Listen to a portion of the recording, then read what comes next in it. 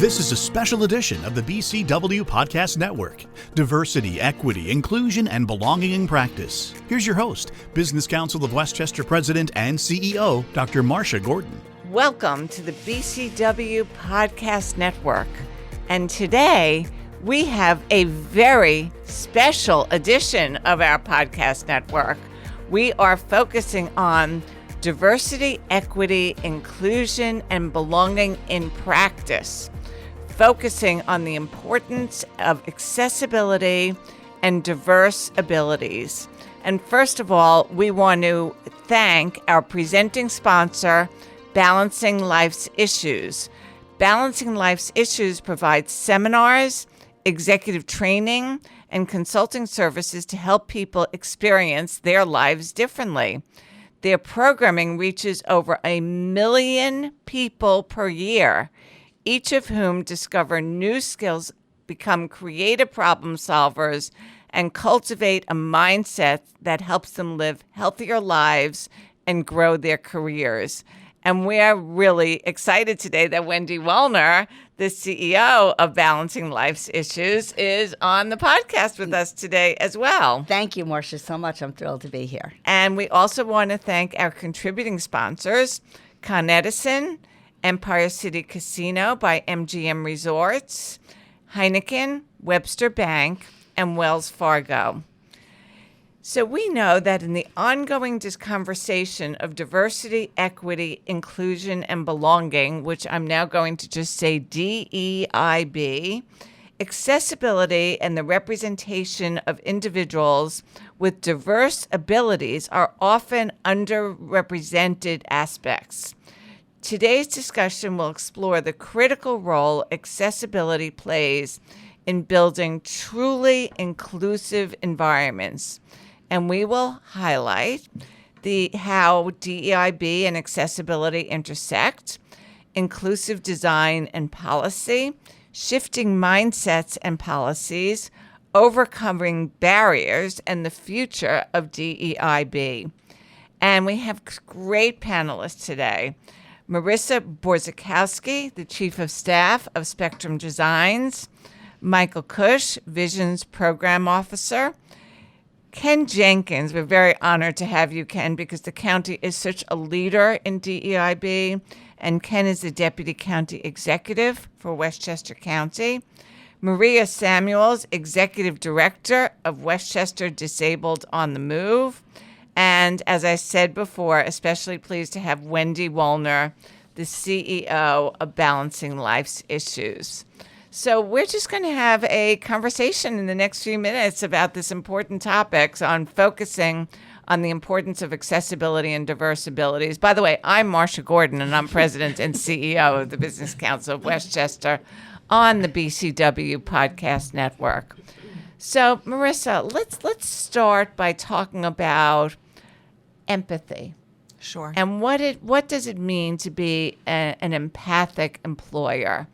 And how can an employer demonstrate empathy in their daily practices throughout the organization? Sure. So if I can just back up a little bit, like you mentioned, Marsha, I'm the Chief of Staff at Spectrum Designs. We are a custom apparel and promotional products shop, right? But what makes us different from any other custom apparel or promotional product shop is that over 60% of our employees are on the autism spectrum. So of our 75 employees, that's certainly quite a bit. So we really find you do beautiful work. Oh, thank you. Yes, if anyone needs any promo or clothing for their organization, please. This is a shameless plug, right? Email us. So. I'm glad to hear that you feel like accessibility is such an important part, right? And when people think about accessibility, I think they think about the physical, like having stairways or curb cuts. For us, it's that and kind of the more emotional or psychological accessibility, right? So in terms of showing empathy at work and making it feel like a psychological safe place or a place where, anyone who comes into the building, employee, customer, that we're on the same page as you, we do have to do different practices to show that empathy. So active listening, right? Like, anyone who comes in the building, where are they coming from? What's going on? You might think it's simple, like body language, eye contact, all of that really important active listening stuff. we also want to meet people where they're at. So some people get information from signage, from reading. Other people hear it. Other people need to be shown it. So we try to meet everyone where they're at, so that they understand and we can communicate clearly. We're also a visual workplace. So we have signage all over our buildings with pictures, with clear, written words as well. So we're trying to demonstrate empathy and understanding and accessibility as soon as someone comes into the building. And that carries through, I think, in everything we do. So I'm the chief of staff, but I'm also a social worker. I have an HR expert on my team as well, so that, we're working with people holistically on, their work tasks, but also their personal issues. And, we're looking at them to see how can we support them throughout all areas of their lives, not just at work. And that's why Spectrum Designs is such an incredible organization and an incredible company. Thank you. So you're a great example of a company that is mission-based. Yes. And also is a business and Exactly. provides great products to businesses. Thank you. Maria, at Westchester Disabled on the Move, first of all, tell us a little bit about your organization and then what you see as some of the challenges diverse groups face throughout your organization and others. Okay. Westchester Disabled on the Move, or WDOM, we've been around now for 40 years. As a matter of fact, this is our 40th anniversary. Happy anniversary. Thank you. That's a milestone. Yes, it is.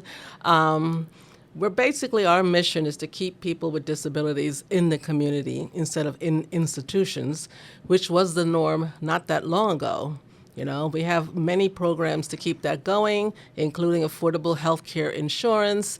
We also provide not only transition out of a nursing home or an institution, we also have subsidized housing for them, where we pay 2/3 of the rent. That's a big plus for somebody. That's a big plus. Yes. Amazing programs. And, you're asking about empathy from somebody who's blind. Okay, but, it's not easy always to try to instill empathy in leadership. And I think that's where it's important. In the leadership of the organizations, they're the ones who have to set the mode of what is going on in that organization and lead by example, not just lip service. Because lip service I hear a lot of, but practice very little. And I think that's what's important. So that's really interesting because you are a leader and you're focused on leadership. Everyone here are leaders, and so you're really setting the example of how to promote empathy in the workplace. Wendy Wollner, I'm interested to hear what you have to say about this because I know that you teach this and you help people develop skills to become more empathic. Yeah, now I feel I'm the new kid. I'm only 25 years in January. Congratulations. So thank you. But it starts with really a conversation. So at the root cause, it's about education. And it's a tough time because we are very scared to ask questions. And if you're scared to ask questions, you can't build empathy. So we have to take a big step back and give people permission to ask questions. And that can be challenging today because we're really in a very tight world where we're afraid about hurting someone's feelings. And so we can't learn. So that's why the programs are so important to understand. And it's also interesting, just on a personal note, I have one of my longstanding employees who is a mother to 2 children. And I've learned as the leader, it's a lot more complicated when she has to run off and do something at a last minute because of an urgent child care issue that's very different for her story. And I've had to learn what it is like to have that in your family. And so employers are being asked to do a lot of things differently. But one of them is we got to go back and ask the questions that are hard to ask. Very, very interesting. And I can understand this because sometimes I find myself saying something and I will say, is it okay? I don't know if that's the right thing to do, Wendy, but that's... Marsha, you have the heart. And we always say the genuineness or the authenticity, say that 10 times fast, comes out. And you know it, right? I mean, I'm born and raised here in Westchester, so shout out to Ken. And I love a lot about the community. I love a lot about the county. My kids went here, all raised, done very well. But I have to say, we have to learn how to ask. Like, I don't know if this is okay, but I'm going to ask because I want to learn. And when we open that environment up to learning, I think even maybe the most inappropriate question can end with a hug because we say, wow, you really cared. And that's what we're talking about. Empathy is about caring. I totally agree. And just that, sometimes there's a gift and an opportunity with asking, right? 100%. Absolutely. And how honored we are to have our Deputy County Executive, Ken Jenkins. And the county is really a leader in inclusive hiring practices. And so I want to start with asking you, first of all, feel free. I know, Ken Jenkins, you are a very empathic person. But how do you see DEIB and accessibility coming together in the workplace? Because running a government, how many employees do you have? Well, in Westchester County, and first, I appreciate being on our panel here this morning on the BCW Podcast Network and to be able to talk about DIB. But for us, we have 4,800 employees. So in Westchester County, we have this embedded into our system to be able to work with our people with disabilities, our advisory council, to ensure that we're listening in various categories. And as Maria pointed out, there's different abilities, and those different abilities give us the opportunity to move forward. So, for example, for us, we have our different abilities job fair that we just recently conducted. Wildly successful, right? Extremely successful, and because of the sensitivity and listening to everyone to be able to do things differently. So we listen to both the participants in the conference to be able to make sure that the people that have different ways of being able to communicate can communicate most effectively. That's why we make sure that people have appointments and that kind of thing, so people are not walking into a very strange place and getting a lot of signals at the same time, and it's very challenging for everyone in that environment. And in this case, we make sure to do that. In addition, we listen to the employers. So the employers came back to us and suggested some different opportunities, and we have made modifications in our job fair, which is extremely successful. That's great. Our community folks, Evan Latana, and all of our business community leaders are continuing to do that work. But again, it's because of the input that we receive from our advisory council that has made that difference. So I was going to ask how Westchester County is working to promote inclusive hiring practices, but I'm just going to sum up because there are probably more. But you have someone who specializes in working with people with disabilities. You have job fairs, and you have an advisory council. Exactly. Anything I'm leaving out here? No. And you are leading this, and thank you. Well, and again, it's really important again to have these kind of conversations because it continues for us to evolve, right? Mm-hmm. And there's no static information that we can move forward with and be able to do better. So we have to have that permission to be able to ask questions and push back.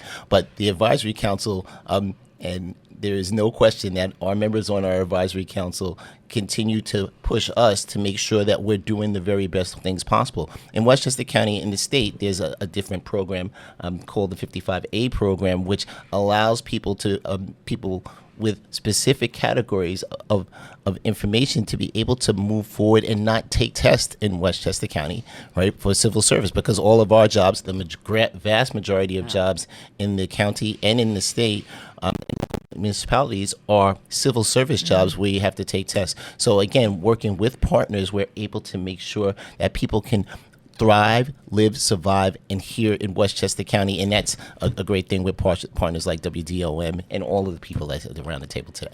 And we are on the BCW Podcast Network, a special edition today focusing on diversity, equity, inclusion, and belonging in practice, focusing on the importance of accessibility and diverse abilities. I'm Marsha Gordon. I'm the president and CEO of the Business Council of Westchester, and so pleased to have our guests here today. And Wendy Wollner from Balancing Life's Issues. I want to talk about, we don't usually talk about accessibility fitting into the broader DEIB conversation. So can we talk about that a little bit? Yeah. So, I have this idea or a vision, and I think all good leaders, and I try to, aspire for that, see a bigger picture. And so the idea is that DIB is really part of everyone's conversation, right? It's not a separate, just the way we like health to include mental health and physical health. So if you look at it this way, all of our webinars, and we do maybe 30,000 webinars a year, all of them should be accessible to everyone. So whether it be, demanding WebEx now, which I love, they have closed captioning that's there. They have closed captioning in 52 different languages. So maybe even if it's your second language you want it, or 82% of people like closed captioning. So it's thinking using technology. Shout out to the AirPods. I think it's amazing. Now I have trainers that are using them as hearing aids, and that has changed their entire world. They can now do certain trainings that they couldn't. So I think technology has come a long way. I think the most important thing is to not separate us out. DEIB is part of a conversation that should be on every staff meeting at every single time. It is not a once a year. It is not a checklist. It is part of our entire community. Very important, because there are current barriers that individuals with diverse abilities face in the workplace. Yeah. Right? Yeah. And how do you recommend addressing them?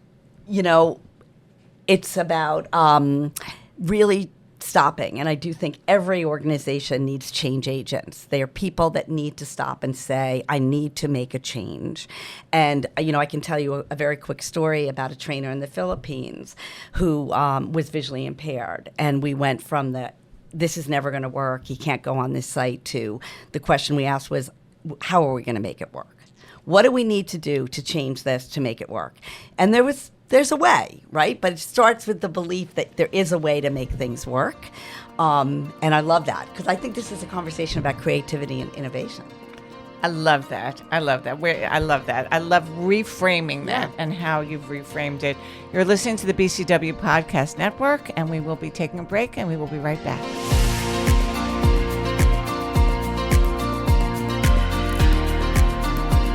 You're listening to a BCW Podcast Network special edition, Diversity, Equity, Inclusion, and Belonging in Practice. Once again, your host, Dr. Marsha Gordon.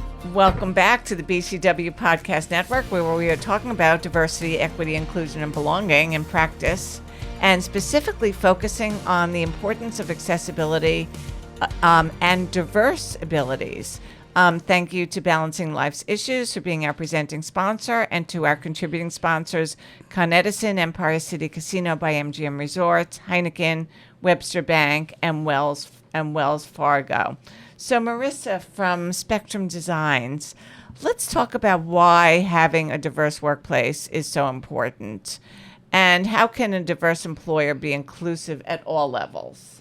I love that question, because I think most people kind of obviously know the benefits to a person with disabilities being hired, right? It means so much to that person. It means so much to that person's family, right? A job is so much more than a paycheck. It's purpose.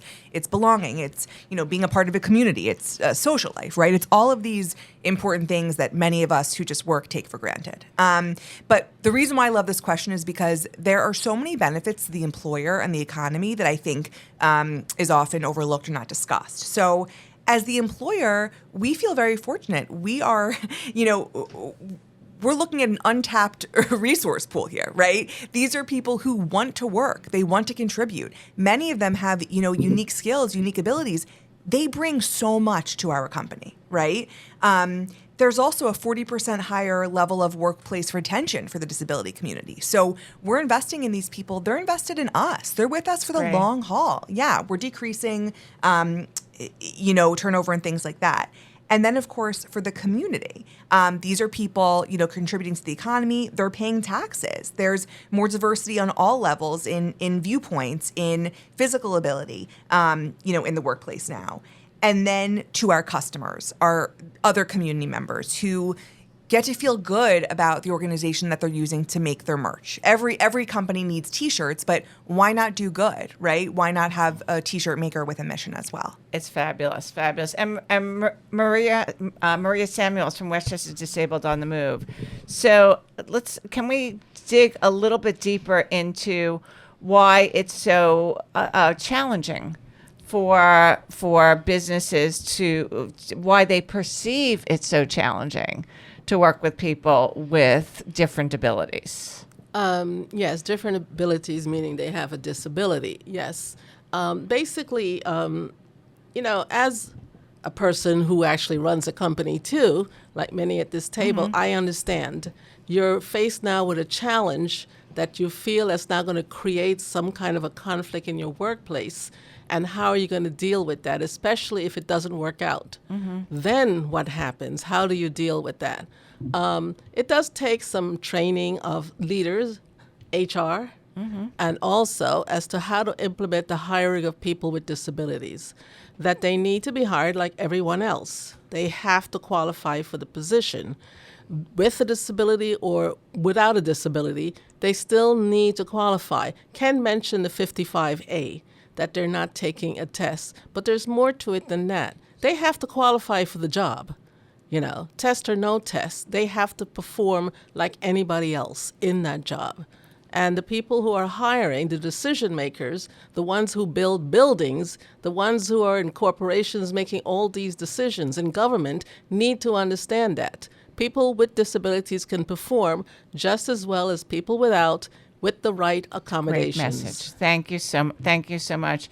And we're going to start to get into some of the tougher questions here. But I know in Westchester County, Ken Jenkins, Deputy County Executive, there's a real commitment across the board to DEI and accessibility. So what do you see as the future of DEI and accessibility? Well, I think that we're consistent across all of our panelists today to say the same things. DEI, it doesn't have to be, and it shouldn't be, something that's separate from the culture of your organization. And that's part of the challenges that we see right now, where people feel like there's a check mark that they're done. And to Maria's point, again, the facts are when we work with organizations like Untapped Solutions, who's our partner in that 55A program, yes, people still need to be able to do the jobs that they're being hired to do. There's no one that's getting a free ride on anything. And people should see that. And again, as Marissa was talking about, it's like, listen, this is more than just a job. It's a community, it's a connection, and it's also a sense of being able to take care of yourself. And all of us want to have that for our diverse abilities. So for the future of this in Westchester County, we're going to continue with the momentum that we have already started with, working with partners and leaders like the Business Council and BCW of Westchester, Business Council of Westchester, and being able to work with all the partner organizations to continue to do this. We have an Out and About newsletter. We have all great kind of items that we're going to continue to do to make sure that this is enculturated in everyone's life and it's not a separate item, and that's the best thing. And I know for a fact that Westchester serves as a model for other counties and regions who look to improve their DEI and accessibility practices. Wendy Wollner, the CEO of Balancing Life's Issues, I'm going to ask you the hard question. Okay, kind of the elephant on the table. I love it. People are talking about diversity fatigue. Am I saying it correctly? Yep. Let's talk a little bit about the reality of that and how, as a leading community, a leading government, a leading business organization, leading not-for-profit sector across the board, how we can together face this. In a 10-second answer, right? So diversity fatigue is the highest it's ever been, and it gives organizations and people permission to say, I've already done this, the checklist mentality, right? I've already done this. It's kind of like I'm a slow runner. I don't know what you call what I do in the morning, but I get out there, and I know many of you do. And if you don't do it regularly, you lose it pretty quickly. Right? What I love about this conversation, and I'm going to twist it for a minute, is, in January, right before the pandemic blew up, we knew the World Health Organization said that burnout was going to be a pandemic. And it was all over the news, and companies and organizations were like, we're exhausted. And then, of course, the pandemic. So I know it may seem like I'm scattering for a minute, but I want to be clear about something. The reason I love this topic is it makes me a better leader, and it makes me smarter, and it makes me much more empathetic, which at the end of the day is very hard to do. So for those of you who are saying you're exhausted from the conversation, I want you to think about it this way. You have a lot to learn, and learning is what keeps us inspired. I come to all the BCW events because it keeps me plugged back in. I live in Westchester County because of people like Ken, who are here because they're committed to making it the best organization.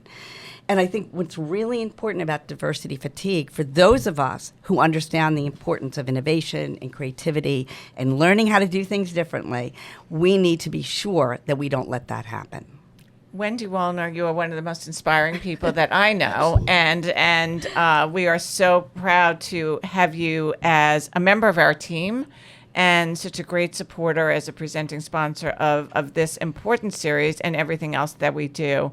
And we are so pleased that we have been able to gather around this table this morning to talk about this important topic and expand really the conversation on DEI.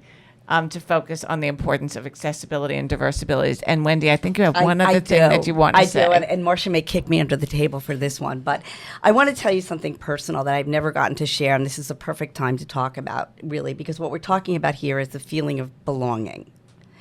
And so I was a very young single mom of 3 kids, and I joined the Business Council of Westchester.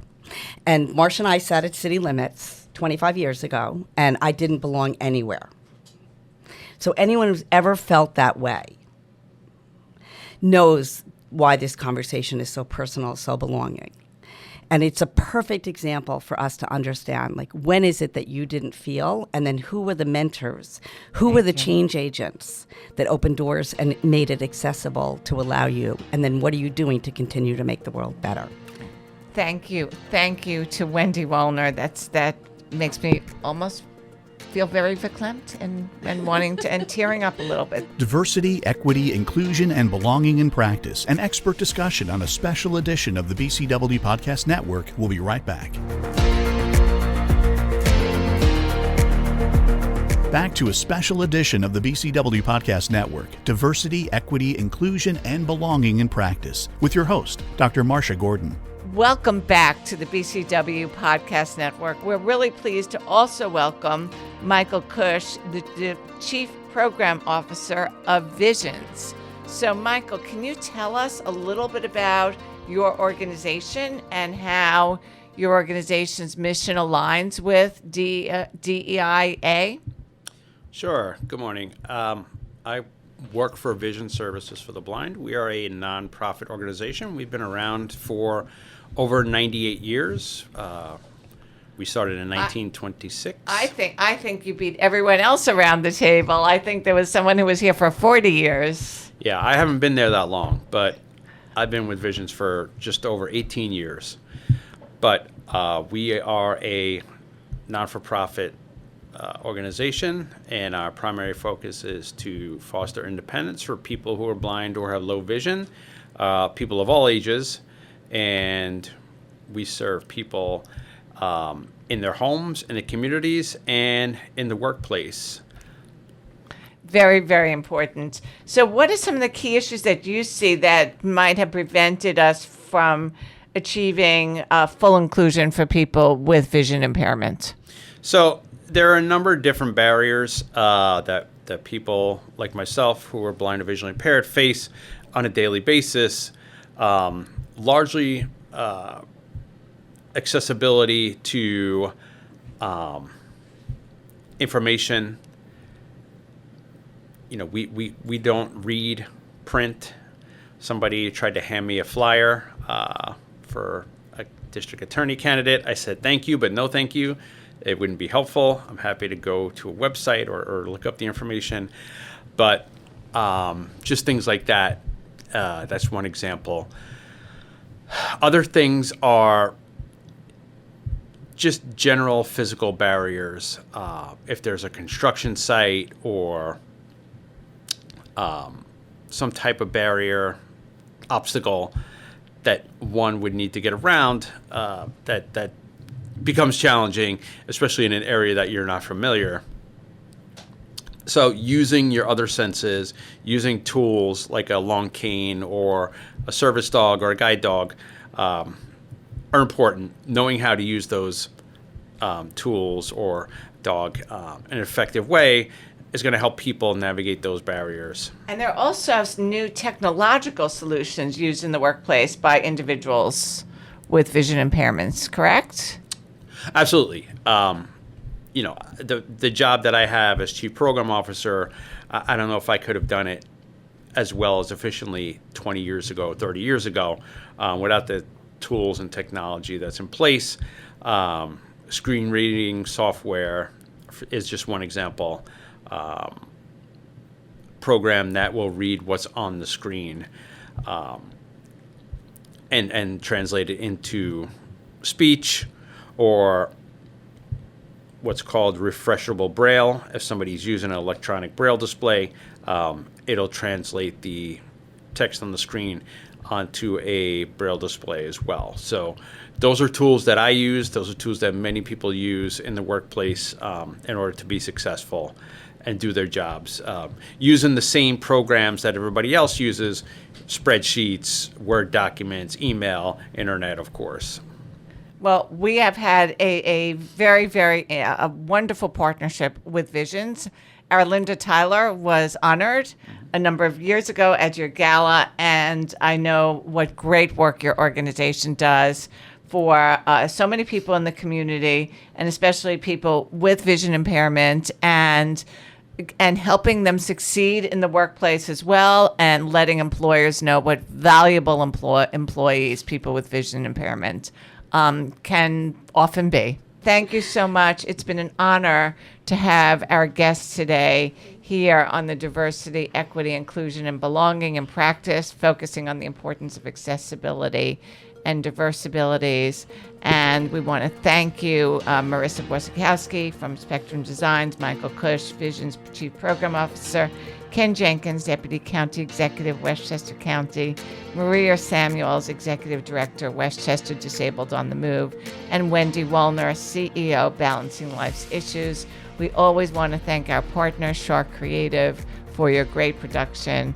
And let's all be good leaders, be empathetic leaders, and be leaders that practice inclusion at every section of the organization and everything that we do in our work life and our personal lives. This has been a special edition of the BCW Podcast Network. Be sure to check out the BCW Podcast Network's expansive lineup of shows: Leadership Unleashed, Advocacy and Politics Unplugged, The Member Spotlight, WIN, the Innovation Roundtable, and Talent Trailblazers. The Business Council of Westchester is the county's largest business membership organization, focusing on economic development and advocacy. With over 1,100 members, it's our mission to work for the profitability of our members and prosperity of the Westchester community. To learn more about the Business Council of Westchester, go to thebcw.org.